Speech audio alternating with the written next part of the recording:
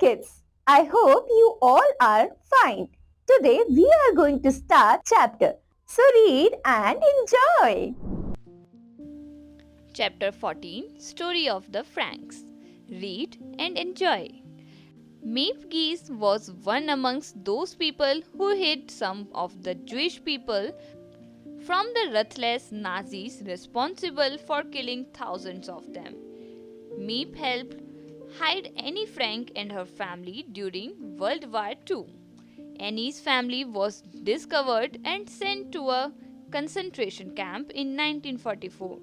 Geese found many documents and diaries which Annie had written during her time in hiding. These writings were later published as Annie Frank, the Diary of a Young Girl, which was one of the most read books. Miep Gies was born in a Catholic family in Vienna, Austria. She was the secretary of Otto Frank, a businessman in Amsterdam.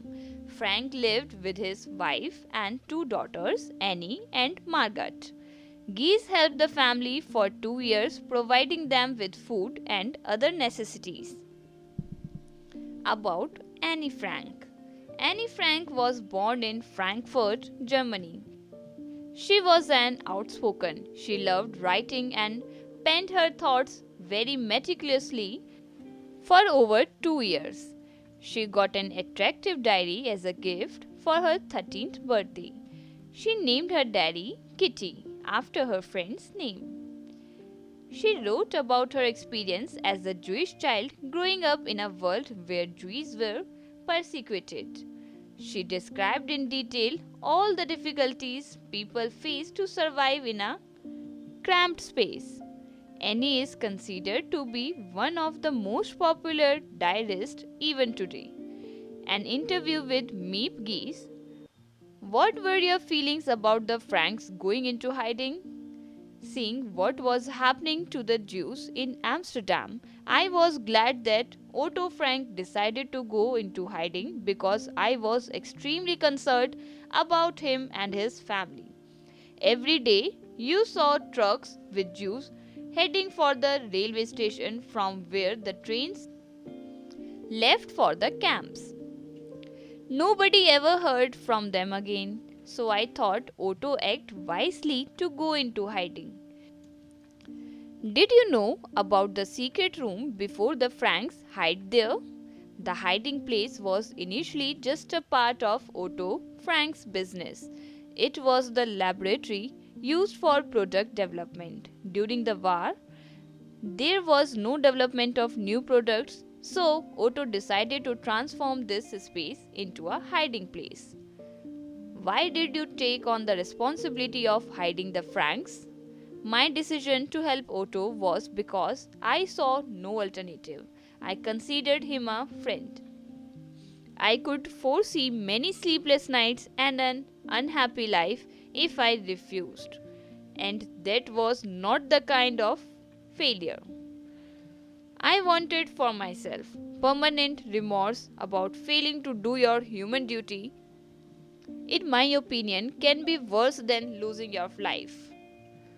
Did anyone ever suspect that you were hiding people?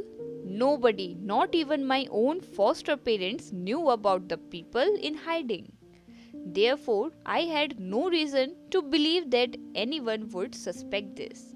By visiting several different suppliers a day and not buying everything at the same place, I avoided suspicion with the grocery shops.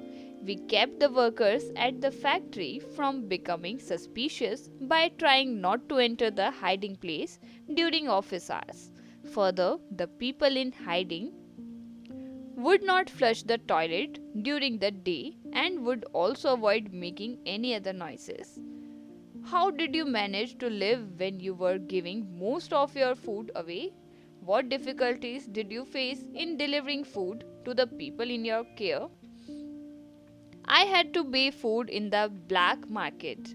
My husband, Jan, also helped by providing me with so called ration cards he had obtained illegally. I also knew suppliers. It was difficult to bring food to the building where the Franks were hiding. I could not bring everything at once because it would raise suspicion. I never carried more than what one shopping bag could hold, so I had to make several trips every day. I felt permanent concern regarding the food situation by visiting several grocery shops and markets a day. I developed a good feeling about the supply situation. The capture. Tell us about the day the Germans arrived to take the Franks away. One morning, sitting at my desk, I looked up and saw a man pointing a gun at me and saying, "Don't move, keep silent." I was very scared.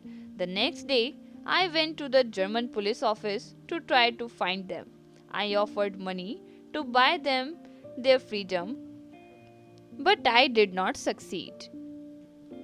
How did the Nazis find the attic? Who do you think turned the Franks into the police? Someone must have betrayed them to the Nazis. We never find out.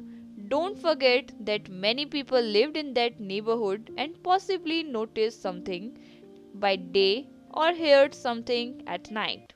It could have been one of the burglars who came to that place. It could have also been one of the people working in the building. We will never know. The Austrian policeman was interviewed afterwards, but he did not know who had called the police with the information. The Nazi who took the call had died, so they could not ask him who had called. No one knows. Twice after the war, the Dutch police made an extensive effort to find the person who turned my friends in, but in vain. I hope you enjoyed this chapter. We will meet in the next chapter. Thank you so much.